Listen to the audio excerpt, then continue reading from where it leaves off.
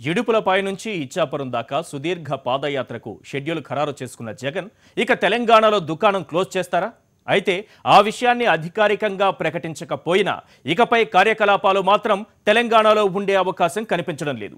ఏపీలో పవర్లోకి రావాలని తహతహలాడుతున్న జగన్ తన కలలు సాకారం చేసుకునే క్రమంలో తెలంగాణలో పార్టీ విషయాలను పక్కన పెట్టేసినట్టేనన్న అభిప్రాయాలు బలంగా వినిపిస్తున్నాయి.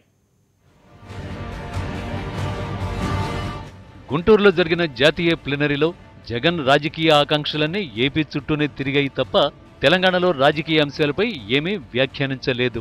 వైఎస్ బతికుంటే తెలంగాణ విడిపోయేదా అన్న ఒక్క కామెంట్ తప్ప రాష్ట్ర విభజన ఘటనను ఏపీ ప్రజలందరికీ మరోసారి గుర్తు చేస్తూ ఏపీలో తాను చేపట్టబోయే పాదయాత్రను వివరించారు.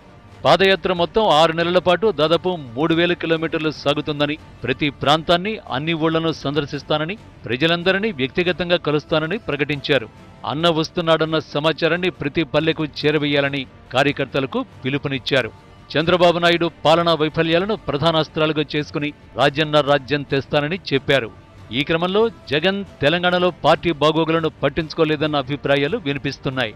తెలంగాణలో వైసీపీకి ప్రత్యేక కమిటీ ఉండడంతో పాటు ఇటీవల ప్లీనరీ కూడా తెలంగాణలో నిర్వహించారు. స్కూల్ ఫీజుల వంటి ప్రజా సమస్యలపై తెలంగాణ వైసీపీ ఆధ్వర్యంలో నిరసన కార్యక్రమాలు కూడా జరిగాయి. రైతు సమస్యలపైన వైసీపీ స్పందించింది. ఇలాంటి అంశాలన్నీ తెలంగాణలో వైసీపీ దీర్ఘకాలిక వ్యూహంతో పనిచేస్తోందన్న అభిప్రాయాలు కలిగించేలా చేశాయి. కానీ గుంటూరు ప్లీనరీలో తెలంగాణ సర్కారు వైఫల్యాలపై, ప్రజలు ఎదుర్కొంటున్న ఇతర సమస్యలపై తీర్మానాలేవీ చేయలేదు. కనీసం కామెంట్స్ కూడా చేయకపోవడం విశేషం.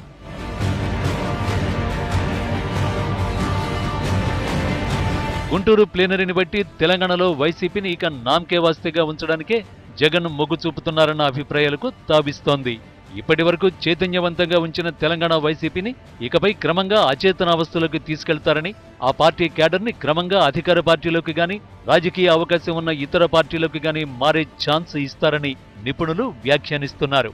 వైసీపీని నమ్ముకుని ఉన్న కొంతమంది సీనియర్ నేతలకు అన్యాయం జరగకుండా ఉండేందుకే కేసీఆర్ సర్కారుపై విమర్శల జోలికి వెళ్లలేదన్న అభిప్రాయాలు కూడా వినిపిస్తున్నాయి.